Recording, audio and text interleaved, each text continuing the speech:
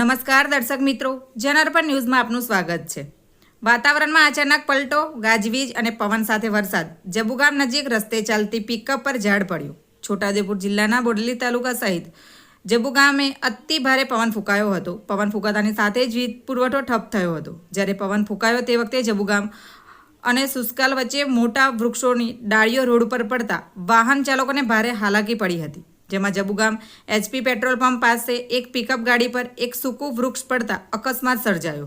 ગાડી ચાલકને સદનસીબે કોઈ જાનહાનિ નહીં।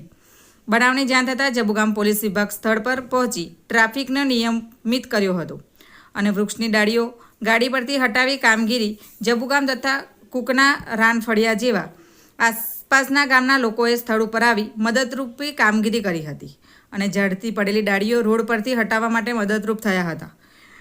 રિપોર્ટર વિરેન્દ્રસિંહ દેસાઈ, બોડેલી। આવા જ નવા સમાચાર જોવા માટે જોડાઈને રહો જનાર્પણ ન્યૂઝ સાથે। અમારી ચેનલને લાઇક કરો, શેર કરો, સબસ્ક્રાઇબ કરો। ધન્યવાદ।